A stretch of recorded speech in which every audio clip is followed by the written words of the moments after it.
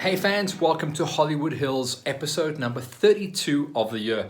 I'm still blown away that we are still climbing the ladder and able to bring you all of this coverage.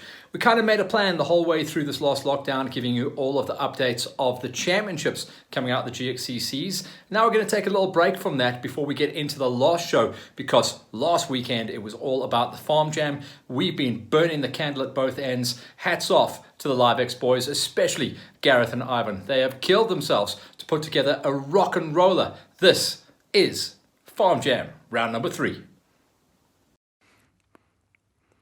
All this Farm Jam racing action, as always, brought to you by Vans Racing and Subaru Nelspruit.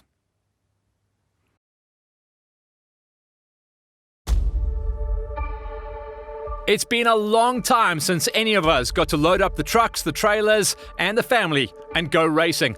Well, it all came down to a brand new venue of Zeekoegat on the 14th of August. Round number 3 of the epic Farm Jam Championship took us just outside of Loskop Dam, and we saw record entries once again. This tour is really picking up the pace as they've changed their format and their racing schedule. We're on the road once again, hitting brand new venues every single time, but everyone is now starting to gel, understand, and really love what is on the page, the new format and lineup for Farm Jam in 2021. The new venue was in the valley just behind the dam, and I'll tell you what, the day before this event, the valley was howling with high speed, freezing cold winds. But when everyone rolled in on race day, that was the Saturday morning, it was fresh, clear air, the sun was going to come up, the temperatures were going to get a little bit higher, and it was absolutely stellar, custom made, perfect Farm Jam racing conditions. The morning session would be made up of all the junior category races going out on the 10K loop. That was the 85, 65 and 50s. And then the pro minis and ladies would open up the big track that was made up of the 30K loop. A near-on custom-made arena started things out for the whole shot queue, which would give the kids and the ladies and everyone for the rest of the day a look and feel of how the track was going to be running. A cool Husqvarna whole shot queue into a left, right, and then up a small rocky climb gave the spectators out there something to cheer about as well, to make sure their kids and the girls had a good first couple of meters before they headed out into the bush and the almost mountainous terrain at Zeekoegat. The kids would be running a 2-hour racing format as well as the ladies before we got ourselves ready for the afternoon event, which would see near on 250 riders go out and take on the 30-kilometer loop. For now, we focus in on the morning session. Okay, the kids are going to have a 10K loop. The main thing for us about the kids is to get them into more technical riding, build their skills, give them a different type of riding there where they just go flat out. So the whole 10K loop for the kids are twists and turns and ups and downs, a little bit of rocks here and there, and then some valleys that they're going to go down into. Nothing serious again, but we want to teach them, and that's exactly what they got out here. Round 1 and round number 2 gave the kids an idea of what to practice between the events. And lap number 1 highlighted some of those sections. But by the time they'd got into lap number 2, all the kids had found their flow and the racing was starting to click through onto the gears. A good track which saw round about 18 to 19 minute lap times coming in for the fast pinners on the junior loop. Remember, they were out there running a 10K, and then the ladies gave us some spectacular lap times with nice round about 40-minute runs coming out of the 30K big loop. The juniors had a great time out there as well. Remember, it was a 2-hour racing format where we saw Declan Richards topping out inside the top 5, getting some good numbers flowing and starting to develop really well as one of the riders to watch as we go forward into round 4 of the championship. Lo Lombard also rocked his way up there, just one position off the credited top 3. 4th place will give him good points on the plate as well. Derek Milan, who's been coming back from injuries the whole way through this championship, he will be super happy with a 3rd place ride. We'll also see him improve on his numbers as far as championship tallies go. Fulco Deploy, who's more famous as a high-speed rider, is definitely putting some technical riding practice in before he makes the move up into 65s next year. 2nd place on the day. But on the day, it was a new winner and a kid to watch out for in the championship. Round number 3 of the Farm Jams out at Zeekoegat gave Zach Stubbs his first ever overall win on the 50cc's, and he's going to now catapult high and proud in the championship standings as we head to the 4th round of his championship. Here's confirmation of Stubby on the top ahead of Deploy. Milan, great to see him come back. Lombard and Richards and John-Luc van der Vesthuizen, who would have been looking for a win, suffered mechanicals, but still got a number 6 ride going. On the 65cc gate, Corbin Miller is one of those rounded riders coming out of the 444 Power Sport squad. He got a number 5 ride going, and he'll be looking to develop on that throughout the rest of the season. FD Lotz has started to make a name for himself on the 65cc gate, and he beat out a lot of key riders as well to get himself into that position. Matthew Mayer, a former near champion last year on the 50cc gate on the Farm Jams, is starting to really find his groove on the 65cc's and the new format of Farm Jam. He takes a rock solid number 3 ride here at round number 3. Werner Kleinams coming out of the Rubine Racing squad. That support structure has really helped him out, and he takes one of his highest ever finishes.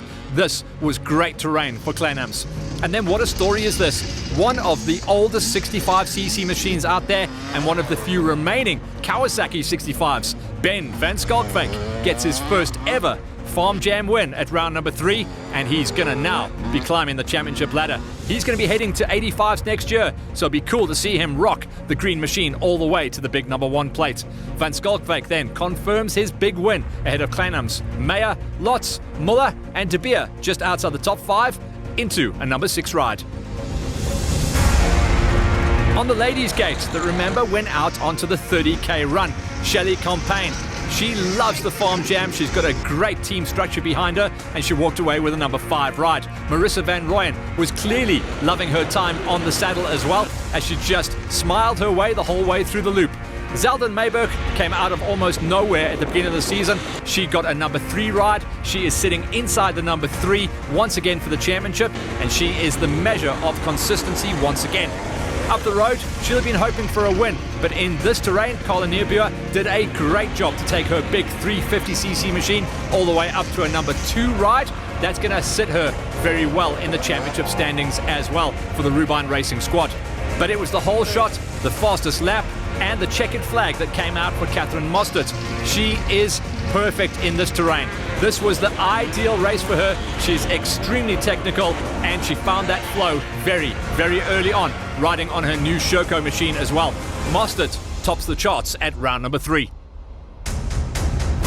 Confirmation of Mostert on top then ahead of Neerbuer and Mayberg. Those are 3 girls to watch out as far as the championship is concerned when we roll forward to the end of the season. Van Rooyen, Compain and Fourie rounded out the killer ride, and we had good numbers from our ladies inside the top 6. The 85cc's, this was the junior category, still on the 10k loop, and this is where we saw the fastest junior laps coming in from the morning 2-hour session. Willem Cronier got himself up inside of a number 5 as he was just off the back wheel of one of the local superstars, Richard Webster. Webster is real strong in the high flat gear stuff, but he started to calm his riding style down, and it shows as well as he tamed the slightly technical terrain here at Zeekoegat. 4th place for him. Katsevis and the Katsevis family have been huge supporters of the Farm Jam Championship for the last couple of seasons, and Sean Katsevis is starting to become a player to watch on every single event. Katsevis walks away with a number 3 ride this time around. The pre-race favourite was Rubine Racing's J500 Bruno Neerbuer. He couldn't get the whole shot that he wanted to, and he just couldn't catch up to the back wheel of the leader. Although his lap times were super consistent, he just could not close the gap. Bruno, though, is a championship rider, and he wants to just pile on those points to try and nail down the number 1 come the end of the season. It was Stian van der Heerwe who has really started to make a name for himself, especially in this terrain and on the Farm Jam Tour. He pulled the pin, got the whole shot. He did take the fastest junior lap as well, proving that he was the best of the field, and he saw the checkers at round number 3. A star of the future to watch out for, and a big threat for the championship. Maybe not this year, but next year, definitely. Van der Heerwe on top, ahead of Neerbuer, Katsevis, Webster, Cronier, and Gosling. Your 85 junior top 6.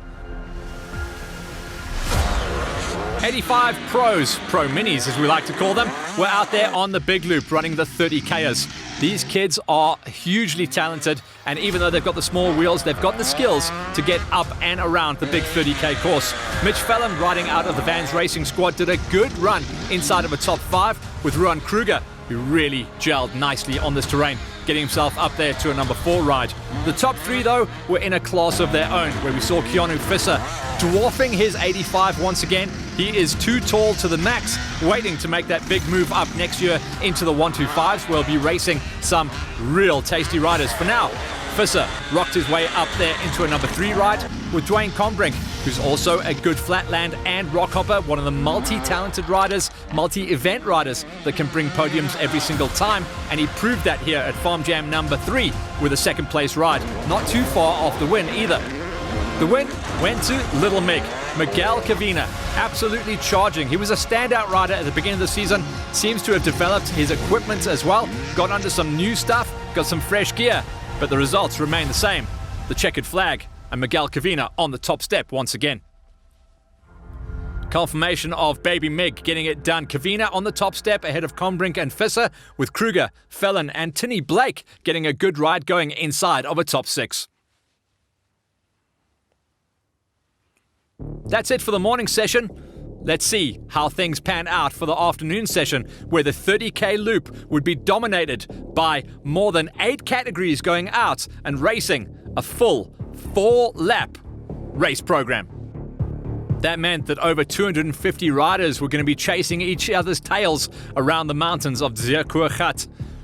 The track had been run in quite nicely by the Pro Mini 85s and the ladies in the morning session, and for the afternoon it would be all about elbows up racing. A lot of championships starting to tighten up, with a ton of pro riders, certainly on the Pro 1, 2 and 3 gates, getting themselves ready to go racing into the rest of their championship tours. Remember, this was the first race event lined up post second lockdown in 2021.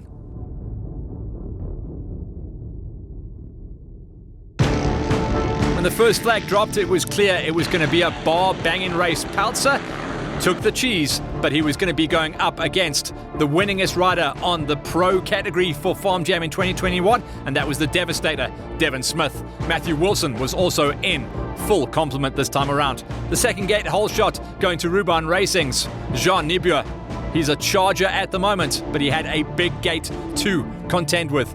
Gigi was going to be the standout favourite, Graham Krief, going out of the Pro 3 gate, as the rest of the categories would do the chase down after them. The top lap times and top results were expected to come in from the pro categories, but remember, we had very strong lineups coming in from the senior category as well as the masters, where in the seniors it was Ludovic Janssen van Vuren who was the man to beat, and in the masters gate it was all about the captain, Sean Captain Kirk, who has made a huge name for himself in this year's Farm Jam Championship at the first time of asking. Big numbers coming in from our age group category races before we went down the queue into the novice and the amateur gates, where we also saw 3 categories going out of each of those classes. Yeah, look, we are almost in half of August, and finally we can have our 3rd round of Farm Jam. Super stoked about this new venue that we got here. It's close to Loskop Dam in Mpumalanga area. Henny, the farm owner, has given us a massive property to work with. It's a lot of bushveld, it's a lot of mountains out here. We're obviously not going to use every difficult part of it. We're just going to use what's in the line of Farm Jam right now. So I love it out here. Big loop, 30k, looks quite fun up on the ridge. Yeah, look, the big loop has got all the fun stuff in it. We're going to keep the kids down at the bottom, but the big loop is out in the mountainside. Lots of ups, lots of downs, but nothing too serious. A lot of bushveld roads, like game drive type of roads that the Oaks are going to ride in. So that's going to be awesome out there. Cool flow for everyone, but remember, lap number 1 was going to be a sighter for everyone to figure out the best way and the best flow and how to get the best out of your machine and yourself. As the day and the afternoon went on though, the temperatures did go up, dust flew, and the riders that hadn't kept their training regime up in the off-season were going to know about it, certainly on laps 1 and 2, if they hadn't found their flow by then. The track though held up perfectly, and the shaly terrain offered some great ruts and turning ability, even in the trees. When we got into the categories though, it looked like it was going to be the regular superstars climbing the ladder to the top. But everyone knew they were in a brand new terrain. This track had never been raced or ridden until the day of the race. We started to see some huge battles develop in the pro categories and throughout the novice and the amateurs. Smiles and huge stories coming in of line choice and survival on the route. The GoPro here, courtesy of Dean Galau, gives us a nice idea of the flow of the track. Most riders saying they were sitting between second, third and fourth gear the whole way through. Plenty of overtaking opportunities and very well and safely marked. The pros are pros. They're always going to rip the bars off and go for the fastest and gnarliest lines no matter what. But even they came in and said it was such a giggle racing out there in a brand new venue and a nice new challenge to not hit the same tracks every single time. A little bit of follow the leader every now and again, but those sections were very short and overtaking ability. And opportunities came thick and fast when the track opened up, and there were plenty of those spaces. Molo Kutsa walked away with a third place. First time we've made this guy famous in the S3 Novice Gate, with Nathan Milan just a little bit further up the road. But it was the junior upstarts, the kids that are trying to make their way out of the junior gates into the seniors, that started to come good inside the top three. Raymond Language was up there in third place, with Jerome Stubbs in second, hanging on to what was left of their bikes. Little kids on big bikes, always a big giggle. But on top it was Ben 10, Ben Nell, taking a day off from being a superhero, but he was a superhero on the gate with his first big win in the S3 Novice. Custom-made terrain for Ben 10 ahead of Stubby, Language, Milan, Kutsa and Maybuch. Staying with the novice category, moving up into the slightly more powerful side in the S2s though, Francois Fasaki, who is a championship player for sure, got himself into a number 5. His championship rival, even though he got a bit tired towards the end of the day and out of puff, Dino Gilau got himself up into a number 4 spot and will now improve in his championship standings as well with that good ride. Always such a character out there and one of the famous Farm Jam riders. Luke Riley gets himself up there into a number 3 ride.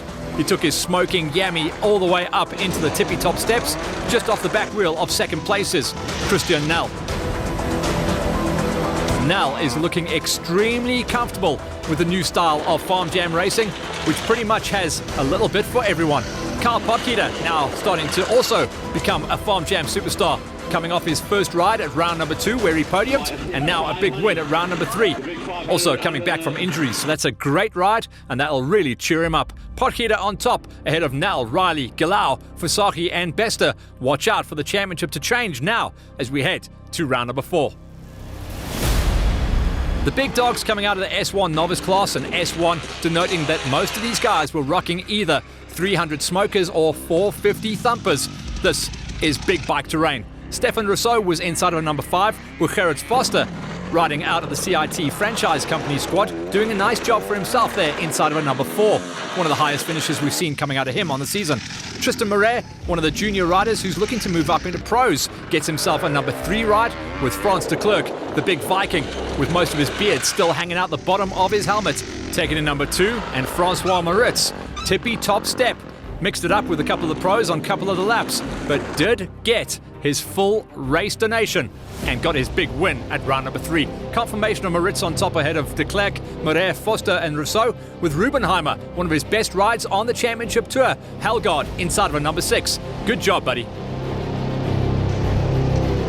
S3 amateurs, as we start to move our way through the gate and we start to see different riders, different flavors, and different styles of machines as well. Xander Marks all the way up inside of a number 5, chasing down on the back wheel of Vinny. That's Vincent Labuskakny, who once again rolled out a different choice of machinery at the 3rd round of chasing.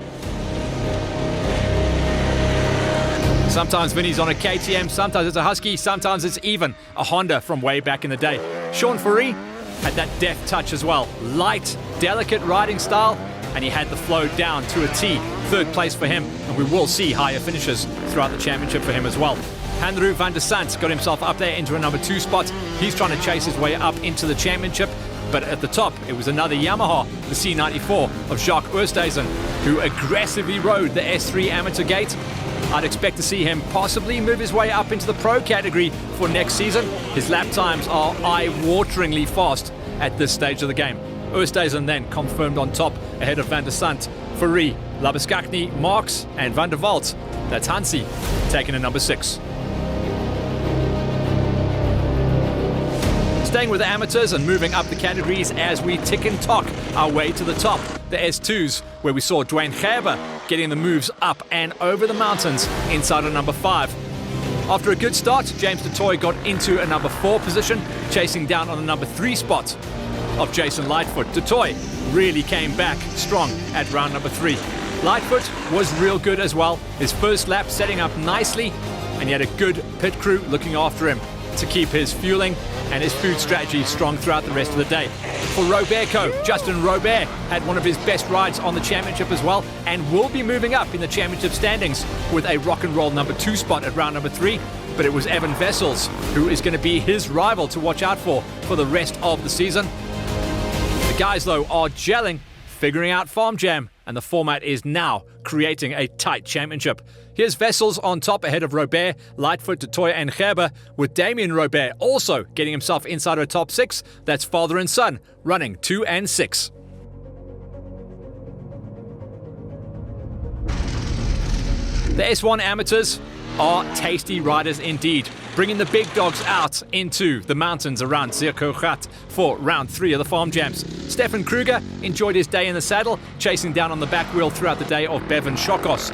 Those guys were running a 5 and a 4. The guys that got on the pipes, though, Andrea Casillo charging all the way up into a 3rd place, but this is a 2-horse race for the championship. These names are at the top every single time we go racing. It's a flip of the coin to see who's going to get it. Wiley Harrington rocking his way inside of a number 2 spot. That keeps things nice and tight in the championship. But Dean Martin, once again, walks away with a big win. Martin is just dominating this category at the moment, and it's going to be between himself and Harrington for the rest of the season. Round 3, though, it's all about Dino on the top step ahead of Wiley Casillo, rocking a strong number 3 spot ahead of Shokos, Kruger and Van Dijk. This championship has only just begun now as we head to round number 4. Into the age group categories, where we saw the main man from Subaru Nelspruit, the Juice, Stassen. Even though he got hooked up in some of the thorn bushes, he still walked away with number 5 ride on the day to keep his name in the championship hunt. Martin Poole, who's now being dragged out to the Farm Jams and showed his all-round riding skills on the Yami to get a number 4 ride. Ernst Slabbert, who in the second half of the season is now going to be committing to the 300 machine, riding out of Rubine Racing. He's going to be a championship rider to watch out for. The first couple of rounds of the championship have all been about Sean Kirk. He has been killing it in the Masters Gate, but this time around, the championship points leader took his lowest finish of the season in a number 2 spot. That's because Rudy Kavina came to play. Father and son taking wins on each of their categories, and now we have got a championship developing. Rudy Kavina takes his first Farm Jam win at round number 3, ahead of Kirky, Slabbert, Poole, Stassen and Warren taking the top 6. The Masters Championship has just begun. For the senior gate, very strong numbers coming in. We had well over 30 seniors on the queue, so it's a super busy championship, but the guys that swing the axes the hardest in the top 5 are on the page. Tyson Labuschagne taking a number 5 ride just behind the back wheel of JG Haycock. A good mix of machinery as well, with a ton of Yammies making the lineup, mixing up with the Husqvarnas and the KTMs. In 3rd place, it was Action Jackson himself, Marco Cocci, rocking and rolling his way to a 3rd place, just simply hanging on to that bike. The winningest rider on the senior tour and in history for Farm Jam as well, Ludwig Jansen van Vuren, had to take a number 2 step this time around. He weren't too happy about that one after taking a small dive, but 2nd place will still keep him in the championship points lead. So it was a new winner on the tour, and the old hand, the steady mind that is Dirk Olivier, came out of not racing for something like 6 months to take a win in the seniors at round number 3, to take Jansen van Vuren off his perfect run, beating out Cocci, Haycock, Labuschagne and Gregory. But now, as with the seniors and many of the other championships, it's going to get tight from here on out. Into the pro categories then, where we saw many of the 250 racers going out in the S3s. Stefan Smit getting 3rd place, with Elrud van der Westhuizen also shaping up good in the Farm Jam Championship on his 150 in a 4th place ride. Janus Janssen, famous for flatland and wide open riding, tamed the rocks and the ups and downs in Zeekoegat to get a solid number 3 ride going. He was chasing down on the back wheel of Reinier Kutzer. Kutzer is starting to also gel really well with this racing format, enjoys the flats, ups and downs, but there is no beating the championship points leader at the moment. GG, as he's known, Graham Griff, riding out of Vans Racing Husqvarna, dominated rounds 1, 2 and 3 once again. He's going to be the standout points leader as we head to round number 4. GG on top once again, confirmation ahead of Kotze, Janssen, Van der Vesthuizen, Smitty and Brandon Clark on the little 85 in a number 6 ride. The S2 Pro category were made up of superstars. The entire gate were national and regional racers with some very tasty talent out there. Big Mig this time around, racing his way inside of a number 5, one of his best rides at the Farm Jam Tour. Since getting onto the 250 4-stroke, riding under Vans Racing Husqvarna colours at the previous round, Bernie Besadenhout has now figured out how to get the best out of his new machine. He walks away with a number 4 ride. Werner Nordier rocking his way on the 250 Smoker KTM under the Rubine Racing squad. Consistent as ever, you can bet your house on him bringing home a podium every single time for the rest of the season. He gets a number 3 ride going. The big guy, Brendan Kotze, muscling his 350 around the course. Not really designed for this guy. He likes to hold it wide open in 4th and 5th. He said he was down there in 2nd and 3rd most of the day, but the result in 2nd place will help cheer him up big time. John Neerbuer, who has now become an all-round rider. He's looking good in every championship once again in 2021. And John Neerbuer, after the big hole shot for Rubine Racing, held his nerve, held his pace, and held everyone back as well. Another checkered flag and another win for John Neerbuer on the top step. Confirmation of himself taking the win ahead of Kotze and Nordier, with Besadenhout and De Silva, and then Tyler De Bruin, rounding out the top 6, but they're all chasing Jean Neerbuer for this championship in the S2 Pros. And then onto the big bangers, and they don't get any bigger than this as well. On the day, there was a huge lineup coming out of the S1 Pros. Hein van Niekerk Jr. rocked the big 5 honey all the way to a number 5 spot. A standout ride on the day in this kind of terrain. The top 4 were dominated by 250 4-stroke machines. Stormful Yoon having a great season on the FJ Tour as well, riding out of Vans Racing Husqvarna. 4th place for him and not far off the pace of the top 3 on the day as well. Nice to see Stormy turning his season around. Ryan Peltzer, the big hole shot coming out the gate, and then he had to get his elbows up in the early laps, first with Matty Wilson and with the devastator Devin Smith. Peltzer eventually walking away with a 3 spot on the day, bested by just 2 riders. But Peltzer is looking good on the championship chase as well. It was a heck of a story to see Eric Merry really come to life, yo-yoing through the laps. Remember, these guys raced a 4-lap racing format, from 4th to 3rd, and eventually 2nd, jumping up on the last lap, and not too far off the race win come the flag as well. Merry really came to life at round number 3. Matty Wilson, after having a problem at round number 1 of the championship, has now become a championship player in the FJs. He was elbows up the whole way through the day with first Peltzer, and then most of the race with the devastator Devin Smith. Lap number 3, Devastator bowed out after a huge crash, leaving clear air for Wilson, but he was looking over his shoulder the whole time because Merry came on strong towards the end. Wilson, though, confirms his pace and his style and speed at the top once again, ahead of Merry, Peltzer, Phil Yoon, Van Niekerk amazingly taking the big 500 to a 5th spot, and Calvin Garvey flying below the radar with a rock-solid number 6 ride. It was nice. It was proper scramble. Tech stuff was epic. It was flowy. There's nothing that somebody could go, oh no, I can't. I think the only thing that might have made some people scared is the downhills, because I know some people are a bit afraid of that.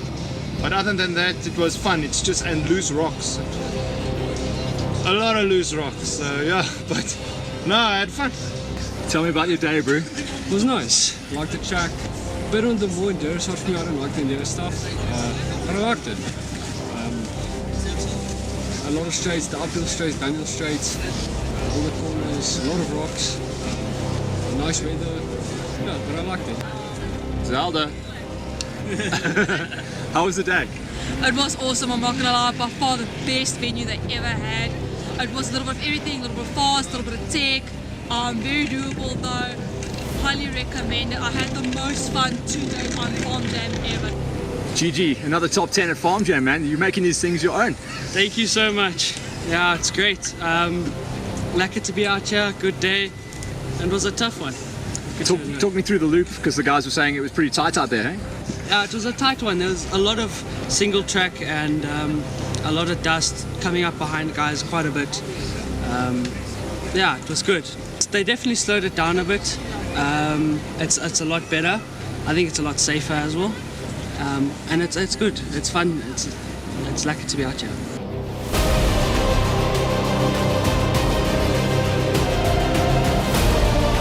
So cool to see those reactions. It seems like everyone had a great time, and just so cool to see everyone out there racing once again at round number 3 of the Farm Jams at Zeekoegat.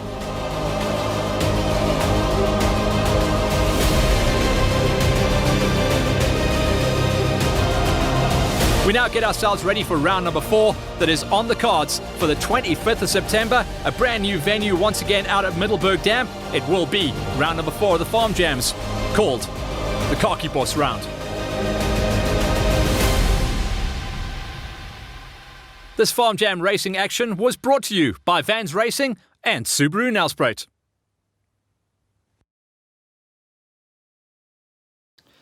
So that is the 3rd round. Now on the calendar, we had it marked down as a 6-round championship. It's still looking that way, but keep an eye on the press as well. I'm in talks at the moment with the entire crew up at Farm Jam to decide where we're going to be placing the calendar. Now there's a date late on in October that is marked down as rounds 5 and 6. We were going to combine that as a double championship, but now it's going to be 2 separate events. One on that date and one in an event date to be posted. So keep an eye on the press for that. The big build-up now is going to be talking about GXCC and their 5th round at this stellar venue. Remember, this was the best voted, the best course, best event, and best race on the calendar for last year, even though it was out there in the mud. Now it's going to be Delmas in the bone dry, right at the tail end of winter. So get those entries in. Entries are now officially open, and we are pumping the numbers. We want to see all the quaddies, all the juniors, all the pros, and all the crazies lining up on the support class. We can't wait to get out there. With support class in mind as well, next week's Hollywood Hills is going to be a highlight of the guys running the top 5 numbers in the Pro-Am categories across Pro-Am 1, 2, 3, and the Ladies Gate. And believe me, there is no standout shining lights there. It is all very close on the numbers. So stay tuned for that as we get ourselves ready to go forward into what will be an epic tail end of the 2021 championship. Stay tuned.